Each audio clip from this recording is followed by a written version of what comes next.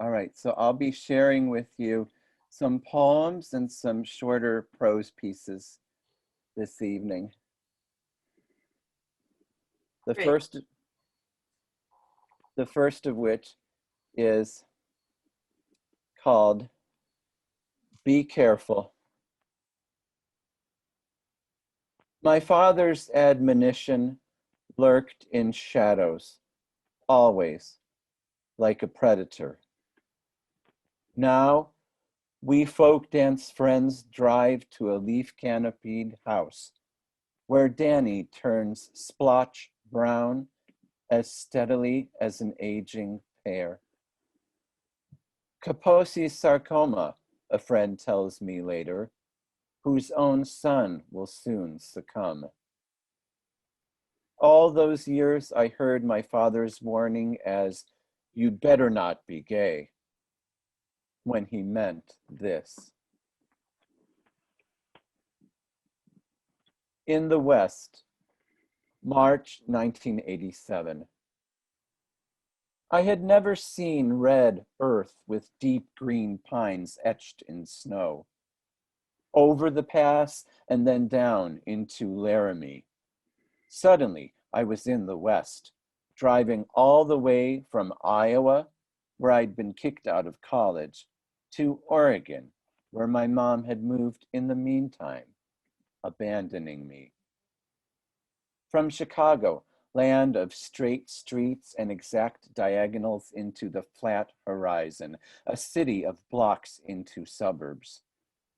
I'd visited California and Oregon via plane. On the way to Oregon with my mom, we'd descended into Salt Lake City, marveling at multi-layered cliffs. But I had never really driven into the mountains. I was 18 and didn't think about politics. The ranches on either side, with snow-capped mountains towering above them, with people in cowboy hats and jeans, felt exciting and patriotic. I listened to the only radio stations whose signal came in, country. Someone named Earl Thomas Conley lamenting, "Love don't care whose heart it breaks." I listened and sang along. My mom hadn't believed me when I told her. And Ichiro, my foreign exchange roommate from Tokyo, had asked, "Do you know what people are saying about you?"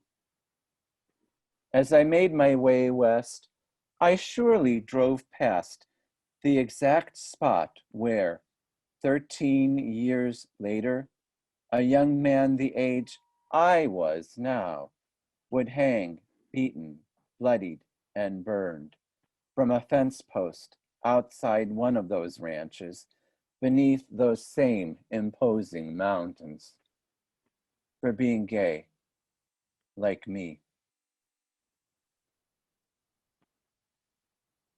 Scotch. A man at the next table orders a martini, and I realize I don't even know what one tastes like.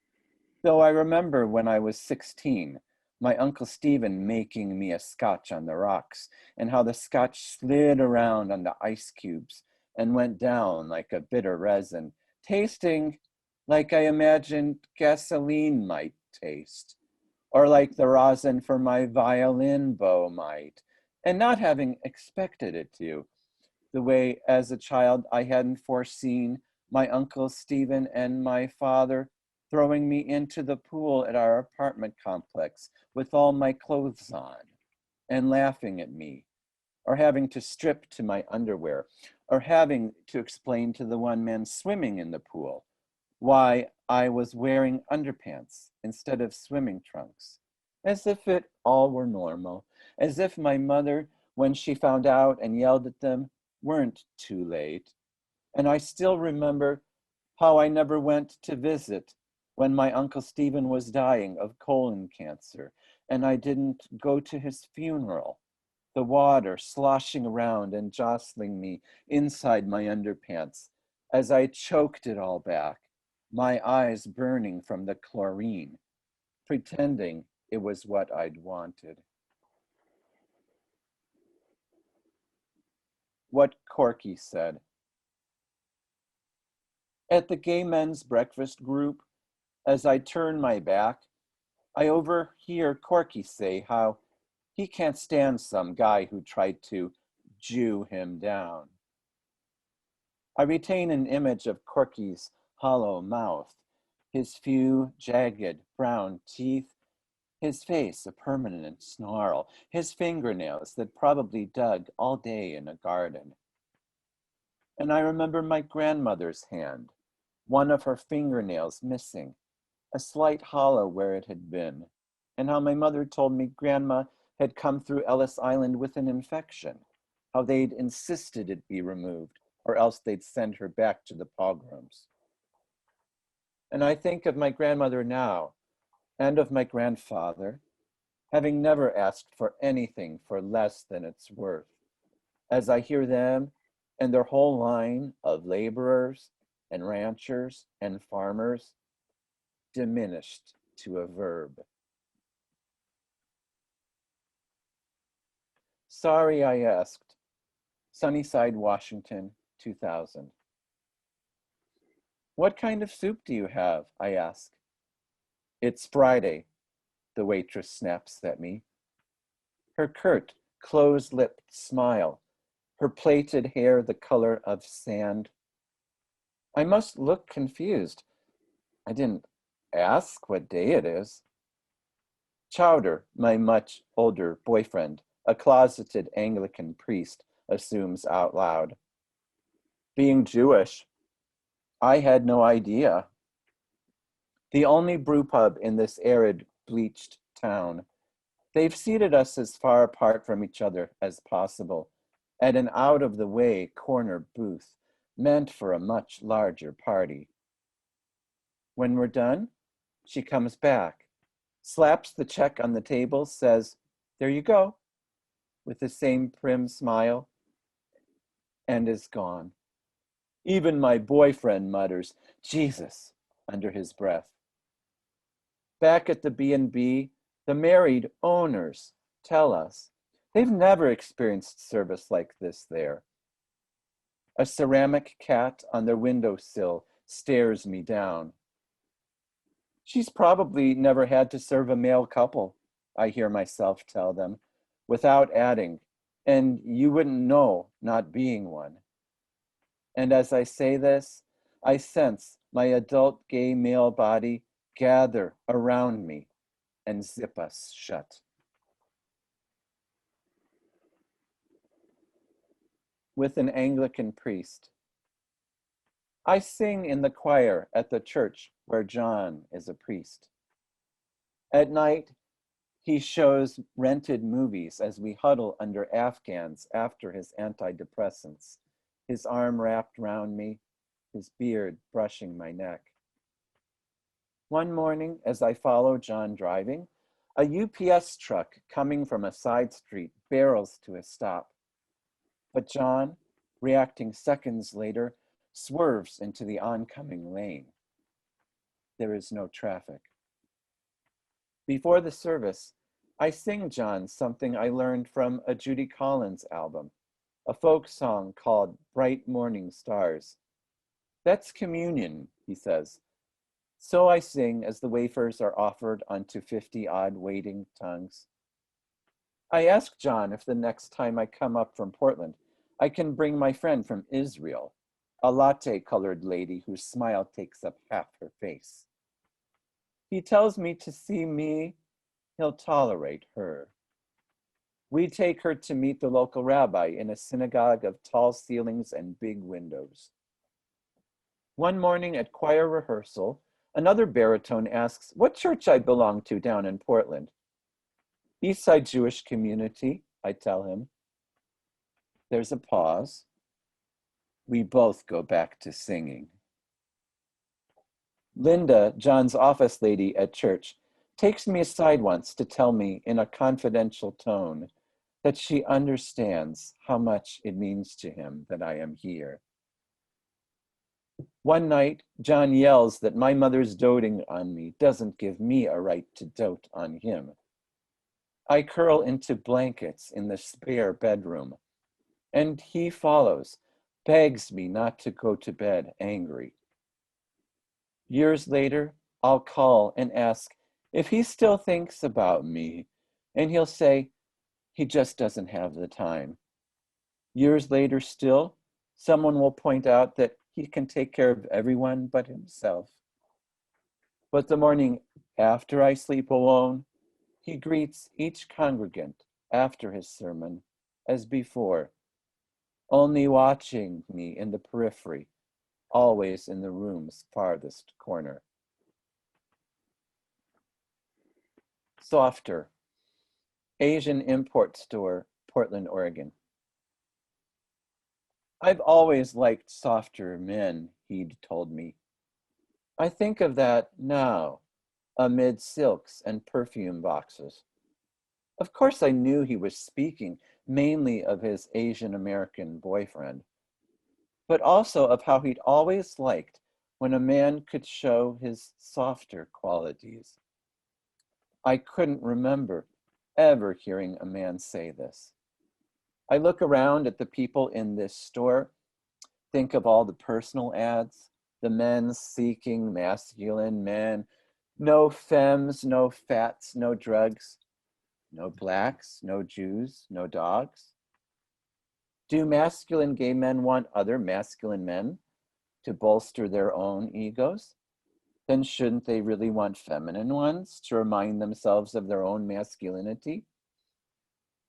At neither extreme, I'm undesirable both ways, though once my genderqueer friend Curtis told me I passed, though I was never really sure for what. Still, how refreshing, how revolutionary to hear a gay man admit he likes softness. From the basket of Chinese silk change purses, I choose a blue one with an understated flower pattern and no snaps in back. Waiting. The PCC, and PCC in this case is Portland Community College. The PCC parking lot, though enlarged, is still inadequate for the number of people, and I'm blocked by the line of cars. I spend the elongated minutes noticing plants in their sunken beds, the angles of brick, a woman's dark hair contoured by afternoon light, a stray dried leaf, a student walking past.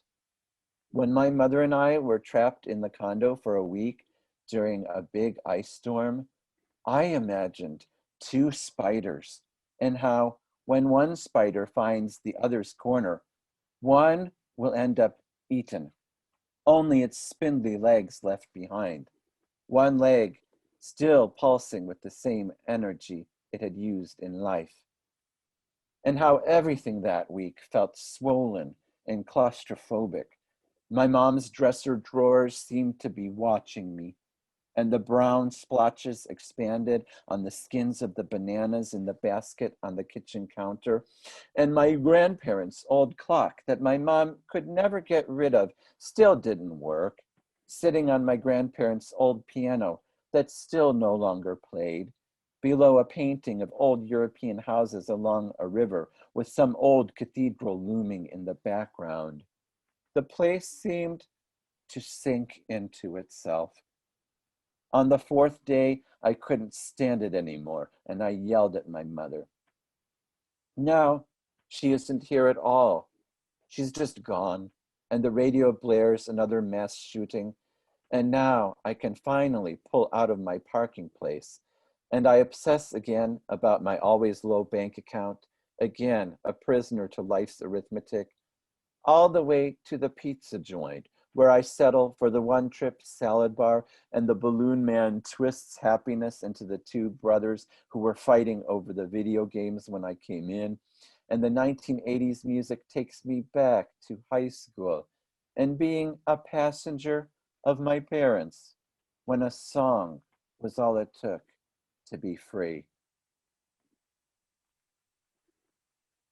Mariposa's Flight. She confesses it isn't her real name. Butterfly in Spanish, reads her poem in Spanish first, then English, at the open mic at Teatro Milagro, the words flying out of her. She's a student at the Catholic high school up the street, trying the name on for the stage. When her teacher, a young woman, mentions after the reading that they, too, have connections to Costa Rica, where I'm planning to teach English, and I ask them if they know some of the people from the exchange group I've been attending. And the teacher says she's not allowed to promote outside organizations. I'm confused. I was just wondering, I say, if maybe she's familiar with them or met them in her spare time. The teacher squares her shoulders and steps back. As a teacher, I have free time, she says. That's cute.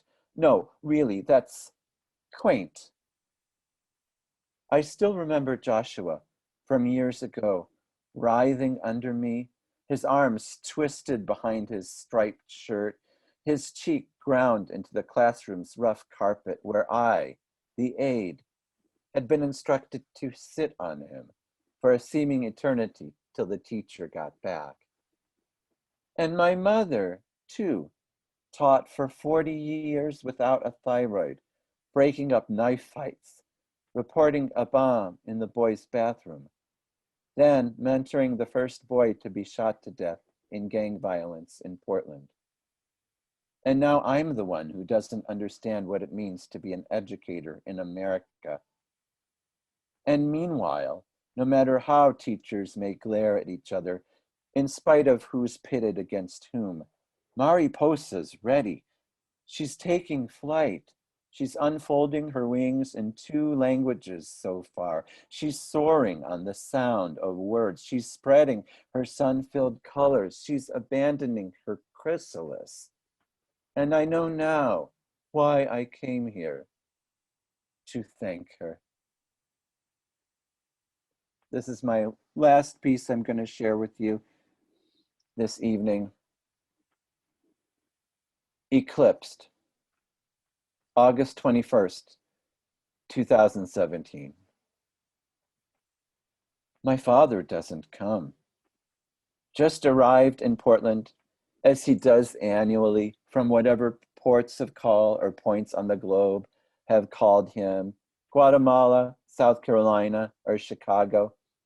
He tells me the evening before that he's unlikely to wake up in time. Really, I think? When's the next time we'll have this chance? So I drive alone, south out of Portland through that sun-studded morning, so clear we can all feel something spectacular building, intensifying in the electric air, past the campers parked on rural country roads, into Salem, where an amateur astronomer from Rose City Astronomers is scheduled to narrate the eclipse from the steps of the Oregon Capitol. And I watch with thousands of others, watch through special glasses as the sky grows dim, then dimmer, and the bite out of the sun bigger, then bigger, until a feathery heaven fans out like angel wings, glimmering across the dark, visible to our suddenly naked eyes. That day, Corona is still a beautiful word.